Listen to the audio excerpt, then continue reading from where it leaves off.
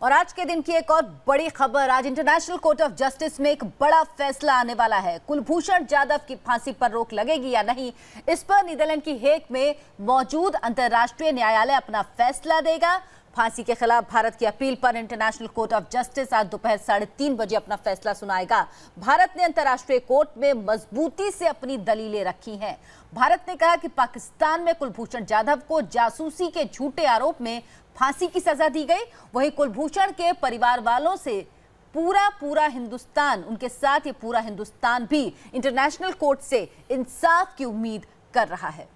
और इसी बड़ी खबर पर हमारे साथ मौजूद है हमारे काफ़ी सारे स्पेशल गेस्ट। मैं इंट्रोड्यूस करता हूं। सबसे पहले गुरुग्राम से हमारे साथ हैं defence expert major general GD Bakshi साहब, दिल्ली से हैं सुप्रीम कोर्ट के सीनियर वकील ML लाहौटी साहब, और दिल्ली से संवाददाता हमारे साथ जुड़े हैं मनीष झा, मुंबई के लोअर परेल से कुलभूषण जाधव के दोस्तों के साथ अश्विनी पांडे हैं, मेरे सहयोगी पूर्व राजनयिक योगेंद्र कुमार जी भी हमारे साथ हैं। सबसे पहले हम बात करेंगे लाहौटी साहब से।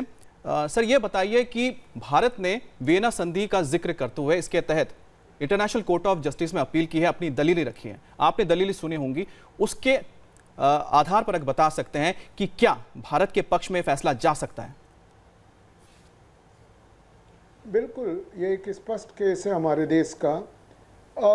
विशेषकर दो बातें ध्यान में रखिए कि आर्टिकल 34, 36 जो चार्टर के अंदर है, UN चार्टर के अंदर, और जो इंटरनेशनल कोर्ट के स्टैट्यूट में भी है, और वियना कन्वेंशन के अंदर सेक्शन 5 वगैरह जो हैं, वो एक स्पष्ट निष्कर्ष ये देती हैं कि पाकिस्तान जो कि UNO का मेंबर है और इंटरनेशनल कोर्ट में भी इंडिया और पाकिस्तान पहले भी एक दूसरे के विरुद्ध कम से कम 3 बार अपीयर हुए हैं। पाकिस्तान बाध्य है इंटरनेशनल कोर्ट के फैसले से। वो जो जुरिस्डिक्शन किया इंटरनेशनल कोर्ट के अधिकार का प्रश्न उठा रहा है, वो उतना ही गलत है जितना कि पाकिस्तान की जुडिशियल सिस्टम। आप याद रखिए भारत और पाकिस्तान में कितना फ़र्क है। भारत में जब एक बहुत बड़े टेररिस्ट को फांसी की सज़ा देनी थी तो रात में 2-2:30 बजे भी सुप्रीम कोर्ट की बेंच बैठी। ये हमारी न्यायिक प्रक्रिया, ये प्रणाली है। और जहाँ तक कुलभूषण जाधव का प्रश्न है, सबको मालूम है, नंबर 1, उनको कोई डॉक्यूमेंट चार्जशीट तक नहीं दी गई, उनको कोई वकील से नहीं मिलने दिया जा रहा है। भारत के कॉन्सुलेट या एम्बेसी के जो लोग उनको मिलना चाहते हैं उनसे नहीं मिलना दिया जा रहा है। साहब, यही बड़े आधार भारत ने बनाए हैं कि जो मानवाधिकार हनन का मामला इसको कहा है, क्योंकि ये बेसिक होता है किसी भी केस के लिए जिसका पालन पाकिस्तान की तरफ से नहीं किया गया। पूर्व राजनयिक योगेंद्र कुमार भी हमारे साथ हैं। योगेंद्र जी, भारत सरकार की तरफ से जो कोशिशें थी वो की गई हैं, लेकिन अब ये मामला इंटरनेशनल कोर्ट में है। सवाल ये है कि अगर ये फैसला भारत के पक्ष में आता है तो, और अगर नहीं आता है तो भारत के पास आगे क्या ऑप्शंस होंगे इसके लिए? देखिए, अगर भारत के पक्ष में फैसला जाता है तो भारतवर्ष की पोजीशन वास्तव में बहुत ही स्ट्रांग हो जाती है। और उसकी वजह यह है कि अगर पाकिस्तान जो है वो प्रयास करे कि फैसला उसके खिलाफ जाने के बावजूद भी वो मतलब कुछ आगे कार्रवाई करता है जाधव के प्रति, तो वो जो है उसके लिए उनकी पोजीशन बहुत ही इंटरनेशनल कम्युनिटी में बहुत ही वीक हो जाती है। और अगर किसी वजह से फैसला भारतवर्ष के पक्ष में ना जाए, हालांकि इसकी उम्मीद मुझे बहुत कम लग रही है, क्योंकि जो दलीलें दी गई हैं, हमारी दलीलें बहुत मजबूत हैं और पाकिस्तान के पक्ष से दलील दी गई बहुत ही कमज़ोर दलीलें, इसमें कोई शक नहीं है। लेकिन अगर किसी वजह से ऐसा हो, फिर भी ये जो मामला है इसको एक प्रकार से इंटरनेशनल लेवल पे इसका जो एक्सपोजर है उससे पाकिस्तान के ऊपर इसका जरूर प्रभाव पड़ेगा। बिल्कुल, पाकिस्तान के ऊपर असर पड़ेगा अगर पाकिस्तान किसी भी तरह से आए हुए फैसले को मानने से इनकार करता है। हम आप सभी के पास वापस लौटेंगे।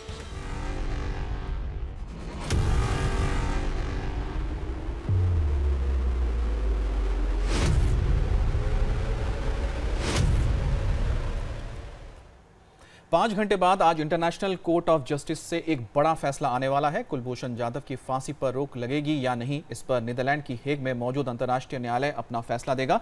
इंटरनेशनल कोर्ट की 11 जजों की बेंच आज फैसला सुनाएगी, जिसके अध्यक्ष फ्रांस के जज रॉनी अब्राहम हैं। इससे पहले भारत के वकील हरीश साल्वे ने अंतर्राष्ट्रीय कोर्ट में मजबूती से अपनी दलीलें रखी हैं। और हमारे साथ हमारे तमाम मेहमान बने हुए हैं मुंबई के लोअर परेल से कुलभूषण जाधव के दोस्तों के साथ इंडिया टीवी संवाददाता अश्विनी पांडे इस वक्त हमारे साथ हैं। अश्विनी, पूरा देश दुआएं कर रहा है, परिवार वाले और दोस्त तो दुआ कर ही रहे होंगे। क्या उम्मीद है इन लोगों को, खासतौर पर जिस दृढ़ता से भारत की तरफ से पक्ष रखा गया इंटरनेशनल कोर्ट में उसके बाद? जी, मेरे साथ कुलभूषण के जो दोस्त हैं तुलसीदास और साथी प्रवीण हैं हमारे साथ, इनसे बातचीत करेंगे। इनकी क्या उम्मीदें हैं, किस तरह से उम्मीद रखे हुए हैं आज के फैसले को लेकर, हम जानेंगे। तुलसीदास जी, किस तरह की उम्मीदें हैं आज आपको, जिस तरह से हरीश साल्वे जो एडवोकेट हैं उन्होंने पक्ष रखा है भारत का? उम्मीदें तो हमें 101% से भी ज़्यादा ही है, क्योंकि हरीश साल्वे जी ने जो अपना पक्ष रखा था भारत का, उससे ऐसा ही ज़रूर प्रतीत हो रहा था कि उसी वक्त अपन केस जीतने वाले और फैसला अपनी भारत की तरफ आने वाले हैं। अरविंद, आप बचपन से जो है कुलभूषण के साथ रहे हैं, किस तरह से आज उम्मीद है आपको? पूजा पाठ वगैरह भी आप लोग कर रहे हैं, किस तरह की उम्मीदें हैं? उम्मीदों का जहाँ तक सवाल है, हमें तो भरपूर उम्मीद है कि आज हमारे पक्ष में ही ये फैसला आने वाला है। जिस तरीके से सारे तथ्यों को रखा गया है, जिस तरीके से पाकिस्तान के झूठों को उजारा गया है, ये लगभग तय है कि ये हमारे पक्ष में ही आना है। पाकिस्तान उम्मीद है जी, पूजा वगैरह भी कर रहे हैं इसके लिए आप? जी, हम लोगों ने यहाँ पर आप जैसे देख सकते हैं कि काफ़ी लोगों ने मिलकर पूजा अर्चना की है, घरों पे की है। हम क्या पूरा भारत इसमें उनके छूटने की, उनकी रिहाई की कोशिश में आज लगभग सभी लोग प्रार्थना कर रहे हैं। प्रवीण जी, काफ़ी आज अहम दिन है। अश्विनी जरूर मैं आपको बताऊं, कुलभूषण के लिए दुआएं मांगी जा रही है, लेकिन हम रुक करेंगे। हमारे साथ डिफेंस एक्सपर्ट है जीडी बख्शी साहब भी है। जीडी बख्शी साहब, भारत ने एक शंका जताई है, इंटरनेशनल कोर्ट ऑफ जस्टिस में भी कहा है कि हो सकता है कि जिस दौरान ये सुनवाई चल रही है उस दौरान के जो जाधव है उनकी हत्या कर दी जाए, यानी कि उनको फांसी चढ़ा दिया जाए। क्या आपको लगता है कि मिलिट्री कोर्ट ऐसा कर सकते हैं, क्योंकि पाकिस्तान के ऊपर भरोसा करना बहुत मुश्किल है? देखिए, सबसे पहले तो हमारे जो सिक्योरिटी सर्कल्स में एक बड़ा भारी शक है कि क्या बेचारे हमारे कमांडर कुलभूषण जाधव अभी तक जिंदा हैं या नहीं, या इस वाहियात मुल्क ने उन्हें टॉर्चर कर करके मार डाला है। और ऐसे हालात में अगर वो international court of justice consular access grant करता है भारतवर्ष को, और फिर पाकिस्तान का पर्दाफाश हो जाएगा कि वो जिंदा है या नहीं, किस हाल में है कमांडर कुलभूषण जाधव।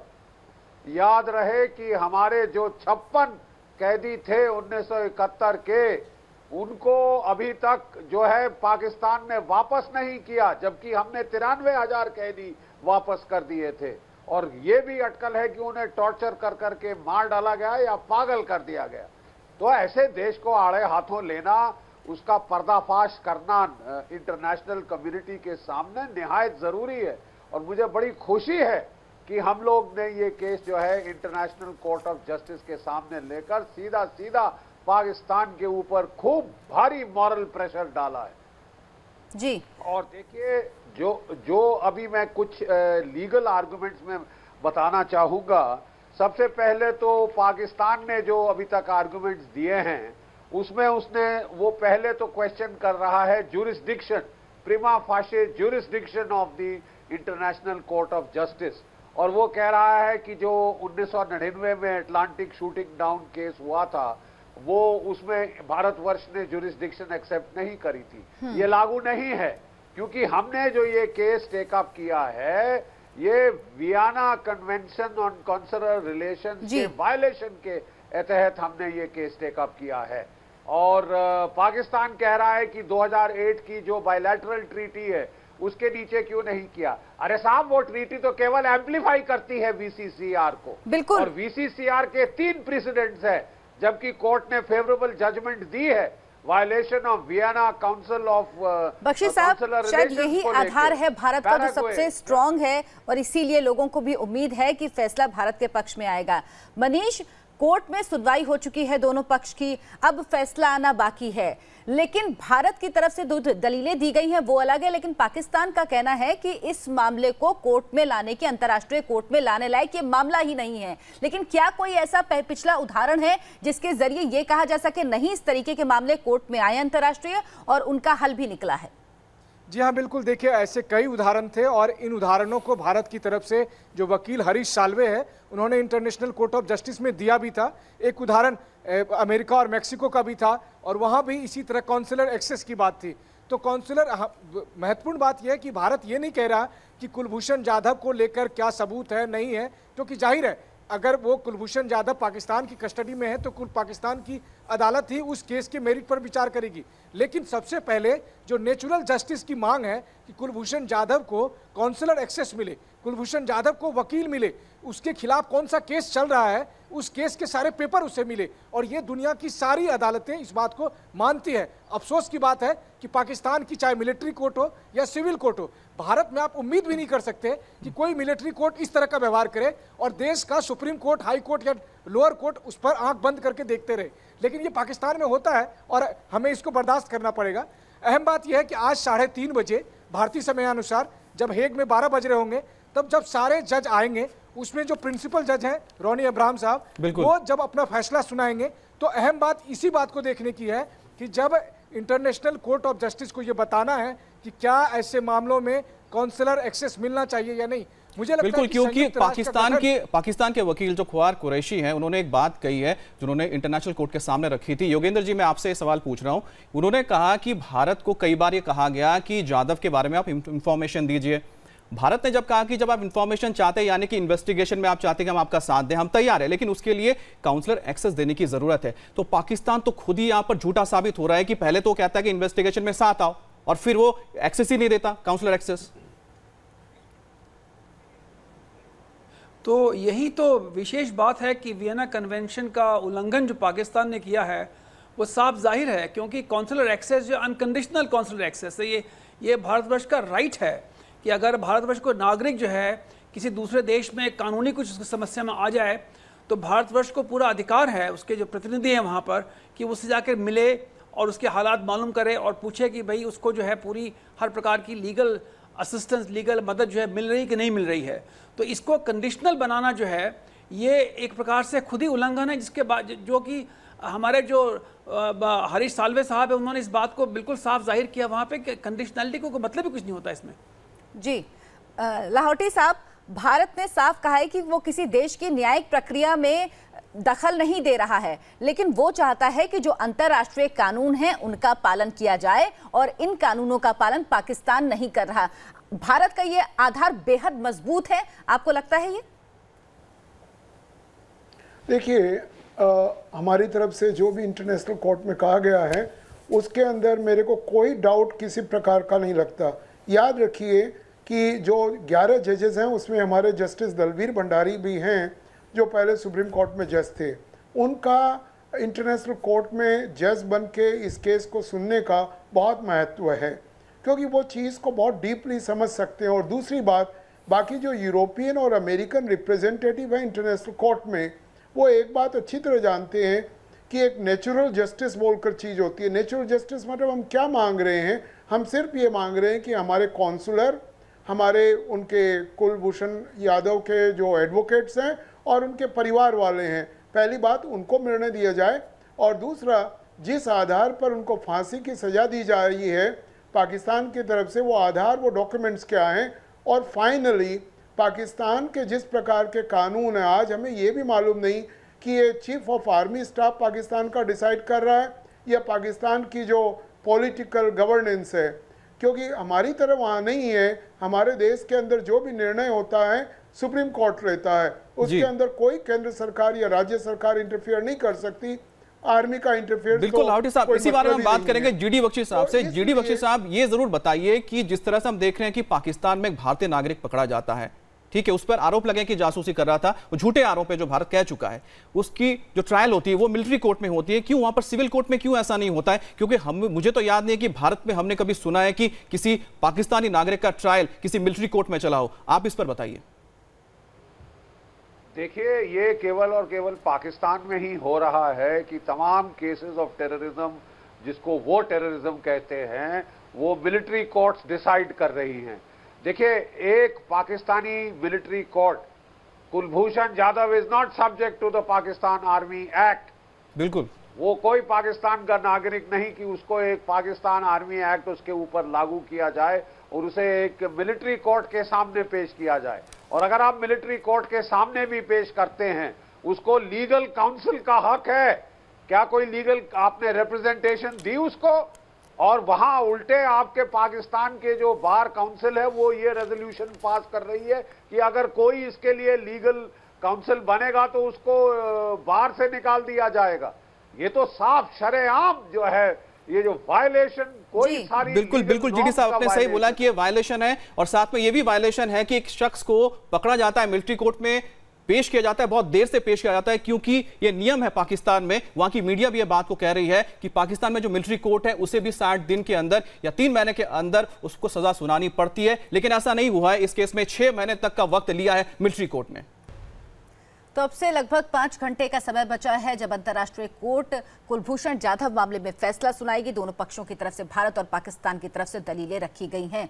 हमारे संवाददाता अश्विनी पांडे के साथ इस वक्त कुलभूषण जाधव के दोस्त हैं। अश्विनी, कुलभूषण के दोस्त तो लगातार दुआएं कर रहे हैं, पूरा देश दुआएं कर रहा है। उनके परिवार के लोगों ने वीजा की मांग की थी जिसे पाकिस्तान ने ठुकरा दिया, या कहें उस पर अभी तक कोई जवाब नहीं दिया। क्या उनके परिवार के लोगों को कोई प्रतिक्रिया मिल पाई? जी, जिस दिन से पाकिस्तान द्वारा सज़ा का ऐलान किया गया है उसके बाद से ही परिवार का कोई सदस्य मीडिया से बात नहीं कर रहा है। हाँ, ये ज़रूर है कि उनके जो दोस्त हैं वो लगातार बात कर रहे हैं, दुआएं कर रहे हैं। इस वक्त जहाँ मार्ग इलाके में अब देखिए परिवार से जो दुआएं मांगी जा रही हैं, पूजा की तैयारी की गई है। यहाँ पर उनके तमाम जो मित्र हैं जो बचपन से कुलभूषण को जानते हैं वो सभी यहाँ पर मौजूद हैं। एक ही जो है दुआ है कि जल्द से जल्द कुलभूषण को जो है उनकी सज़ा का जो पाकिस्तान ने ऐलान किया था उसको सस्पेंड किया जाए, उन्हें बाइज्जत बरी करके वापस हिंदुस्तान को भेज दिया जाए। बिल्कुल अश्वनी, और उम्मीद सभी ये कर रहे हैं कि जल्द से जल्द इस फांसी की सजा पर रोक लगे और भारत सरकार अपना पक्ष रख पाए, कम से कम काउंसलर एक्सेस मिल पाए। किस हाल में है कुलभूषण जाधव, ये भारत और भारत के लोगों को और उनके परिवार के लोगों को पता लग पाए। बहुत बहुत शुक्रिया आप सबका हमारे साथ इस बड़ी चर्चा में जुड़ने के लिए।